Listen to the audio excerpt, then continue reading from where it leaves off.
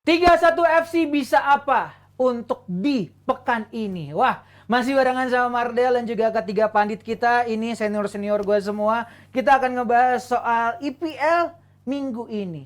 31 FC. Liverpool kayaknya lagi suka banget angka 3 nih Bung Harpa ya.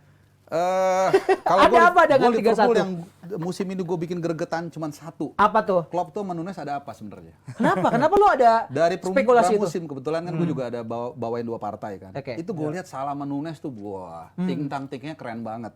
Oke. Sama Diaz juga sih oke Iya. gitu. Oke, tapi kalau Salah kita kan ya udahlah ya udah pasti fix di situ. Tapi dari awal gue bingung ya, kenapa Nunes tuh selalu cadangin. Begitu dia main lawan timnya Bapak ini kan golin.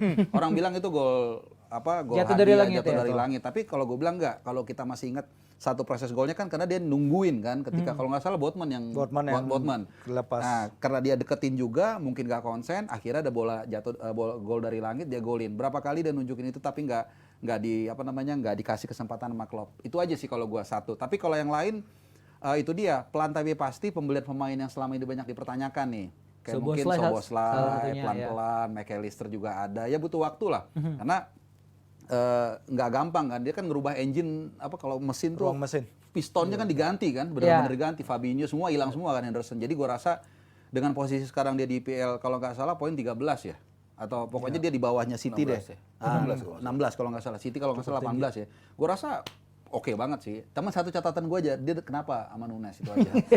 Ini kayak ketawa-ketawa lo kayak ada tanggapan lagi Mas Firzi gimana? Enggak, ya kalau kita lihat emang Nunes power apa ya, dia sangat ini sih sebenarnya mungkin kayak dia sangat chaotic ya. Jadi mainnya tuh kadang gebrek yang Apa itu gebrek-gebrek? gebrek permainannya emang gerasek-gerusuk mungkin itu bahasanya. Kosakata baru ya? Kosakata baru enggak ada lama itu sebenarnya. Tapi yang selain sorotannya sebenarnya juga dari lini depan tapi pingin nyorot juga lini tengah ya, number 8. Mereka punya number 8 yang begitu sangat bagus sekarang, banyak yang bilang dia the next Steven Gerrard, mungkin pemain yang paling layak mendapatkan nomor 8 setelah Gerrard, Szoboszlai. Bisa creating chances, bisa penetrate dari second line, bola-bolanya, dia punya visionnya juga luar biasa. Sebenarnya menarik nanti kita lihat akan lawan Spurs karena memang Spurs kan sejauh ini juga kekuatannya juga di center of midfield ya. Bisuma, Sisar itu kan juga bagus. Madison apalagi itu luar biasa.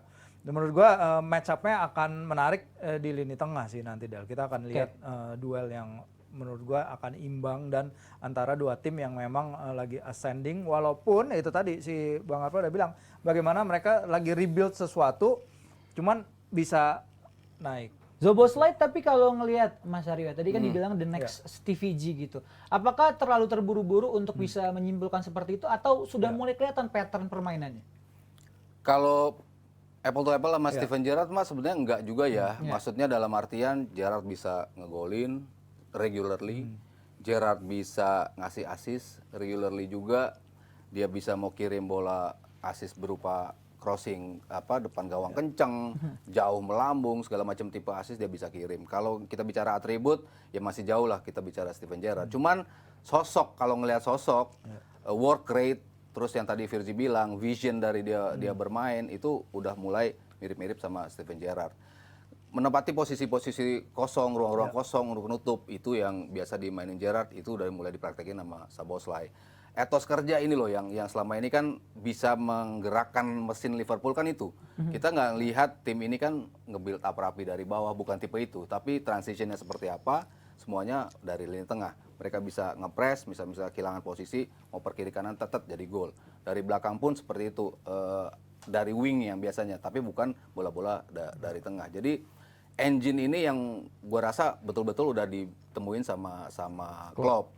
Datengin McAllister, Szoboszlai, walaupun satu lagi tuh masih dicari-cari sampai sekarang.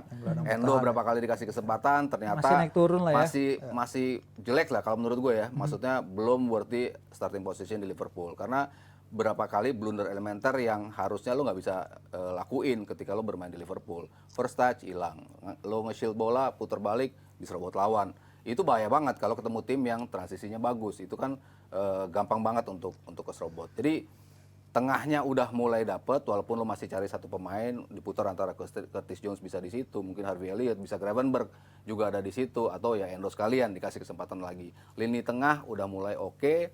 depan nggak ada masalah ya, walaupun tadi Harpan sempat nyinggung kenapa Nunes. Kalau Nunes kan kita ngelihat Klopp itu pelatih yang betul-betul bisa ngelihat potensi kapan sih gue harus nurunin nih pemain, kapan enggak. Lo datengin si Keita tapi lo baru kasih kesempatannya di kapan. Lo datengin Fabinho tapi baru mendapat regular time-nya di berapa jauh pertandingan ke depan. Jadi dia memang mirip-mirip nih siapa yang memang layak untuk jadi starter, siapa enggak. Di awal dikasih kesempatan terus.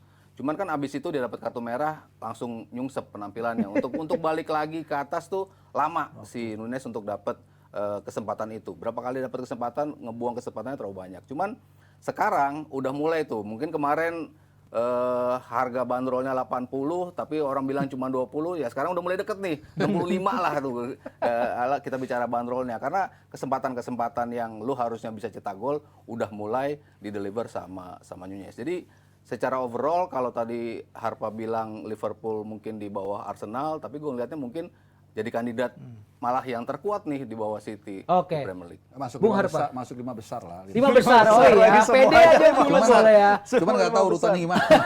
Kalau City sih kayaknya nomor 1 lagi lah kayaknya ya. Bung Harpa, tadi ngelihat penjelasan yang udah dijelasin sama Mas Haryo gitu ya. Terus kalau ngelihat sekarang, Klopp, apakah dirinya bersama anak-anak asuhnya itu sudah on the right track nih untuk Liverpool bisa kembali konsisten ya?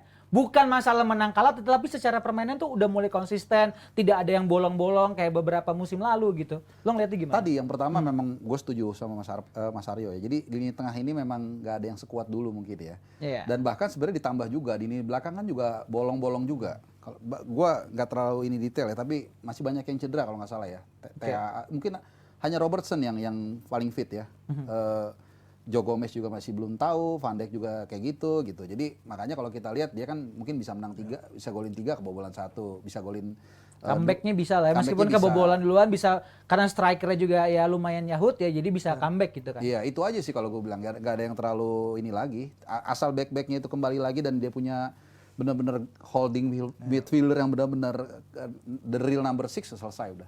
Oke. Dan kalau kita ngelihat line up Liverpool nih, prediksi dari Abrar ya, kita coba lihat ya. Gue mau nanya sama Mas Firzi Idris. Mas, kalau misalnya ngelihat dari ya tadi pemain tengah sama pemain belakang jadi PR. Tetapi ketika ada pemain depannya itu cukup gacor gitu ya. Apakah itu bisa menjadi jawaban untuk sementara ini sampai menunggu kayak tengah sama belakangnya itu akan kembali solid gitu? Enggak, kalau kita ingat kan tadi Bung Harpa juga udah bilang bagaimana lini belakang masih banyak bolong-bolongnya. Kita juga nggak bisa remehkan betapa Alisson seringnya menyelamatkan Liverpool, termasuk salah satunya di St. James's ketika itu ya.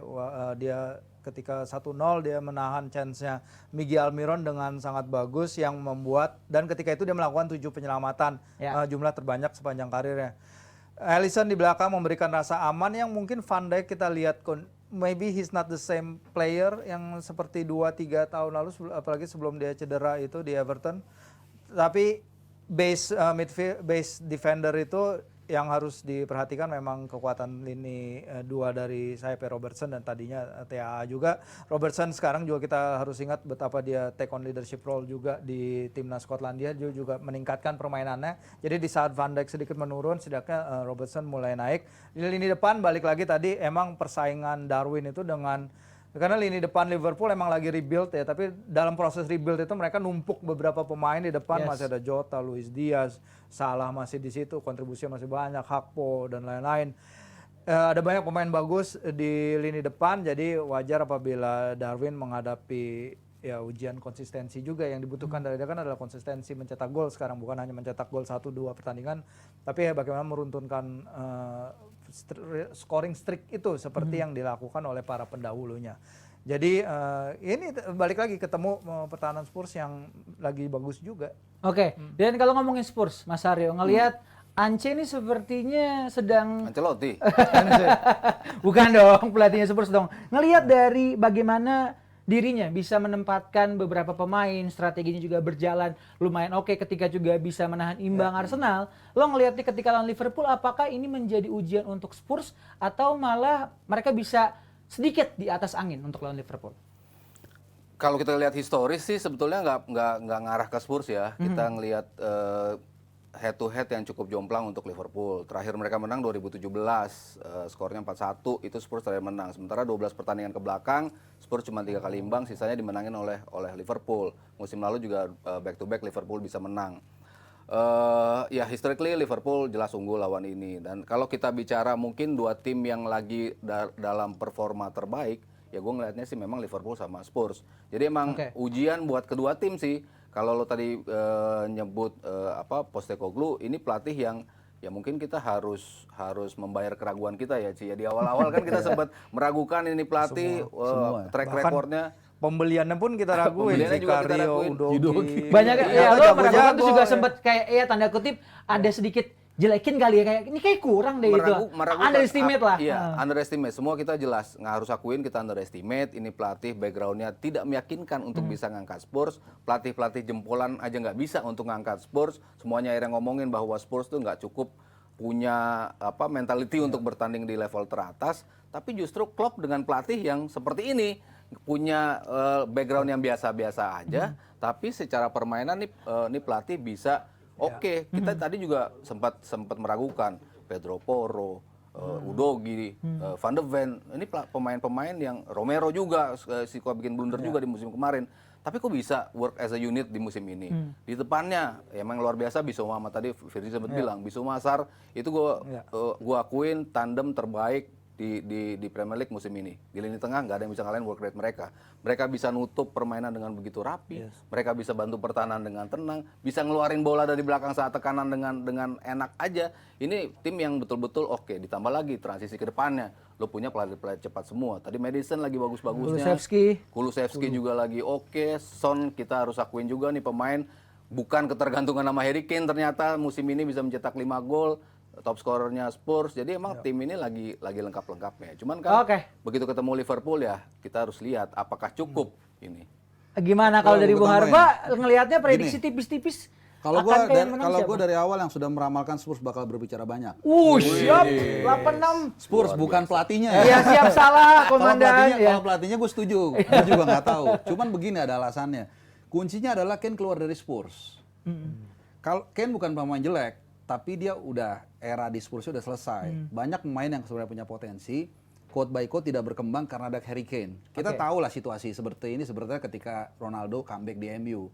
Semua bola ke dia. Kalau kita masih ingat MU lawan Sheriff semua bola dikasih ke Ronaldo. Sampai berapa 8 kali di shoot nggak masuk-masuk. Cuman yang lain kan segan semua.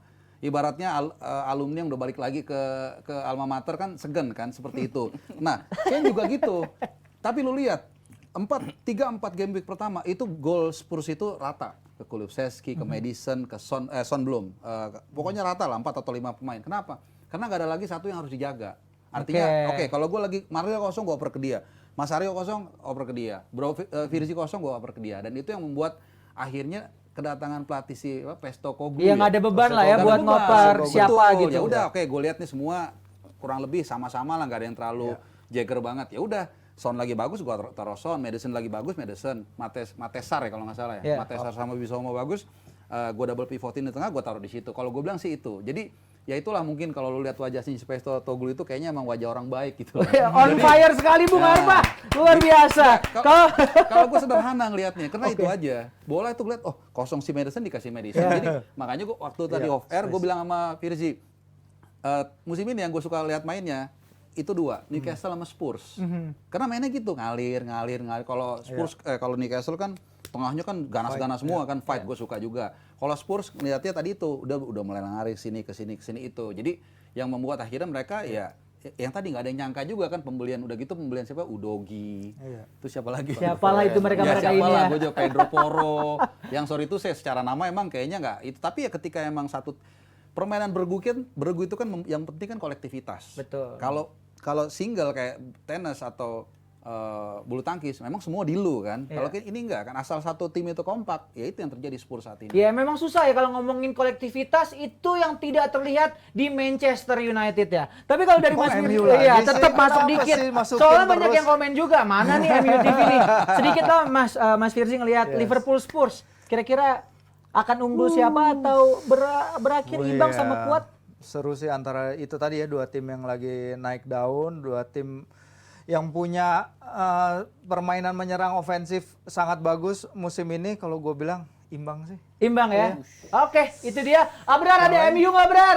Liverpool pasti. Gua Liverpool dong. Liverpool. Tadi udah prediksi udah Bung Harpa tadi. Belum, yang Oh, mana? yang Liverpool. Spurs. Liverpool imbang juga tapi skornya 2 sama. Gua nggak tahu kalau Oh ya, high scoring. High scoring. Iya, bisa Oh, juga. emang biasa pakai skor ya, lebih seru ya. Bisa, ya.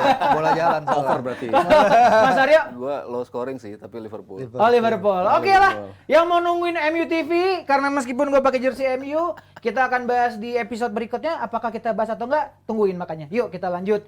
Karena setelah pesan-pesan berikut ini kita akan kembali lagi.